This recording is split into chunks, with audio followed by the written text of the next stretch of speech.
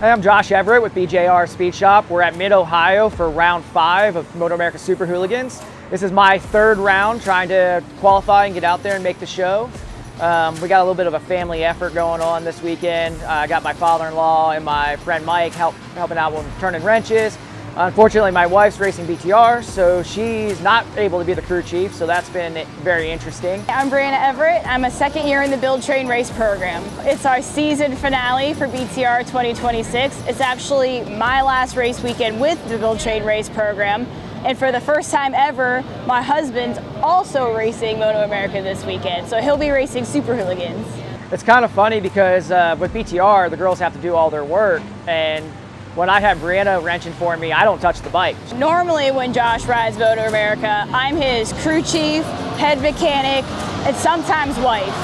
This weekend, I can't be all those things because I'm racing Build Train Race. I'm doing all the wrenching just like she is, and it's a little different than our normal weekend. It's more like a club race weekend where we're working on each other's bikes, but I just don't have her there at the support to focus on riding. It has been probably the most stressful race weekend for me, not because of anything I'm doing, but because I can't help him with everything. Build Train Race has been working with me. I've been able to pop in and out when I can, but priority is getting my bike together. As you can see, it's not together right now, so I can't help him. When I'm a spectator at Bryanna's BTR rounds, I'm a nervous wreck because I want her to do really well, and I can't help her, I can't touch the bike. We'll debrief here and there, and just talk track, figure out what we like, what we don't like, or what I'm seeing from watching. It's kind of easier this weekend because I'm so involved in my racing. I'm worried about her. I'm setting up live timing in the live feed so I can see her while I'm getting ready. Because I want her to do well, but I'm trying to stay a little more focused on myself and then just hope that she gets to keep a good head in her shoulders and does well. We're hoping just to make the show, riding pretty good, meshing with the track. The track is a little slippery in the morning, it seems like, but it flows and it's a lot of fun once you can figure out what direction you're going and where the rights are and where the lefts are. So last week we came down for the Vintage Motorcycle Days in Mid-Ohio, or I came up from South Carolina. So we got to learn the track for over 4 days. It was definitely a learning curve. But by the last day, Monday, we did a track day, started picking turns apart a little easier, and I felt pretty confident being able to get down to the times I did at a track day. So hopefully we can drop some more time, get around some traffic that's out there. There's still people learning the track this weekend, so we've got to be a little more aggressive to get a good time down for qualifying, but I'm feeling pretty confident that we'll be in the show. Like I said, I'd like to get up there in points. I would love to see a top 20, maybe even a top 15, but there's a lot of guys out there that are pretty quick. We're all in the same boat, so I'm hoping for a good result. I can send it up, I can send it up, I can send it. I can send it up, I can send it up. Check, we broadcasting, ain't nobody ask, we splashing. Beats that had boom, now we moving massive, breaking you down in the basement. After an optimistic practice, we went into Q1 feeling pretty good. We dropped some time, but we still didn't go as fast as we did last week learning the track. Made some bike changes, had the bike feeling good, fresh tires, but we were still off by at least a half second from what we were doing last week.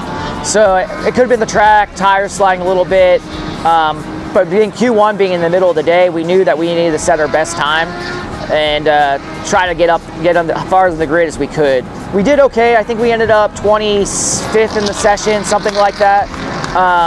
And then going into Q2 the next morning, it was colder. Track wasn't as hot. We were all about 2 seconds off. I think I ended up getting within a half second of my fastest in Q1.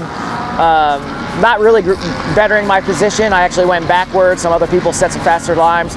But we have a decent grid position on the outside for race 1, so hopefully we can gain some spots on the start and move up from there.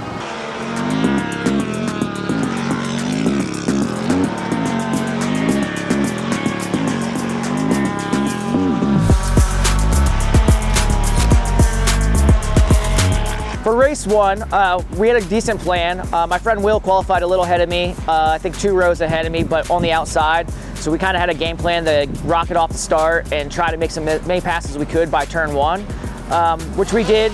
We moved up a fair bit, maybe 5 or 6 places. I tried to hang on with him as much as I could. He's a little bit faster, and to try to get a tow. I stayed with him for about 2 laps. and I eventually got dropped and still just got stuck in the same lap times I was doing in qualifying. I'm still a second off what my normal pace is. For some reason, just couldn't keep it going. So I just tried to stay steady, hold my lines, hit my marks, and tried not to let anybody pass me up until the finish. On the last lap, I got passed in the carousel. Lined them up going into turn 2 and on the back straightaway. Fortunately, I missed a shift and kind of lost my drive, and I didn't want to push the issue going into 6. So I followed him around. I didn't actually realize it was the last lap yet. So I came around, saw that checker, and I was very aggravated with myself, unfortunately. Ended up finishing 25th versus 24th, which I was kind of ecstatic about, just to stay up there a few more positions from what I started. We just got off the bike after race 2. Finally got our times down a little bit. I'm very gracious for that. We didn't really better our position at all. Ended up finishing 26, but had a good battle with a bunch of guys. We're all doing about the same time. My bike's super fast, so I had more in me, but it was trying to be respectful of the other riders and make clean passes. I didn't want to stuff anybody too bad. But we ended up being really consistent on our lap times, getting them down a little lower. Had a good race. I'm pretty excited about it. Bryanna ended up finishing on top step for BTR, which I'm super stoked about. And it's basically concluding our week and a half of being in mid-Ohio. We got a 12-hour drive home, and I'm sure we'll talk track all the way home and talk about what we're going to do next year and maybe start planning, and maybe you'll see me out in Super Hooligans again, or maybe you'll see Bryanna on a bike, who knows. I'd like to give a thank you to all our team members. Basically, we had our family come out. So I had Bryanna's parents, my mother-in-law and father-in-law, my dad and mom. My good friend Mike came and helped drag some stands around. It was his first time at one of our MotoAmerica races. Big thanks to our sponsors on the gas. Claire came out to watch our races yesterday. Millennium Technologies, KWS built a bullet of an engine for me. West Coast Hot Shoes, a big supporter, a good friend of ours. SCH and Mid Carolina Speedway, which is our hometown flat track.